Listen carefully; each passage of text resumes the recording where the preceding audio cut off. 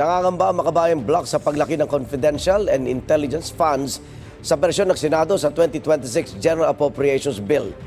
Mas malaki raw yan ng mahigit 1 bilyong piso kumpara sa alokasyon ng mga ito na nasa National Expenditure Program. May unang balita si Mav Gonzales. Ikinaalarma ng Makabayan Block ang mahigit 1 bilyong pisong itinaas ng confidential at intelligence funds sa panukalang 2026 national budget.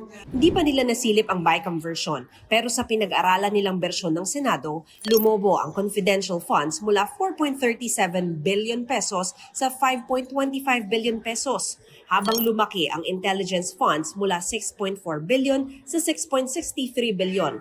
Ayon kay ACT Teachers Party List Representative Antonio Tino, dahil walang transparent audit ay madaling makurakot ang confidential at intelligence funds. Nakita na natin kung paanong yung confidential and intelligence funds ay napakadaling abusuhin.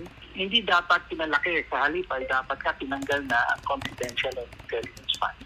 Dapat lahat ng pondo ng gobyerno dumadaan sa transparent audit process. Para sa 2026, pinakamalaki ang nakuha ng Office of the President na aabot sa 4.56 billion pesos na pinagsamang Confi at Intel funds.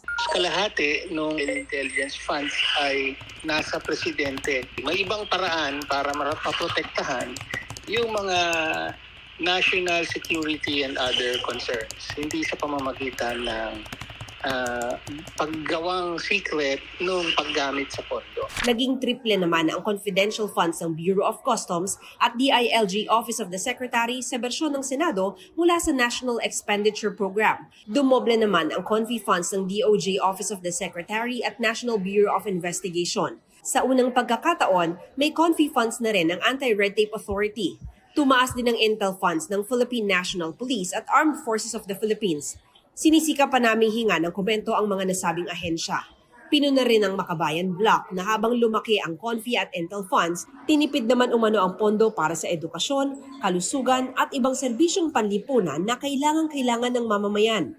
Panawagan nila, Ilito ng presidente ang confidential and intelligence funds, bagaman alam natin na hindi niya gagawin diyan dahil siya ang pangunahing nakikinabang dito. hinihingan pa namin ng komento si Senate Finance Committee Chairman Senador Win Gatchalian kaugnay ng tumaas na Confi at Intel funds. Ito ang unang balita. Mav Gonzales para sa GMA Integrated News.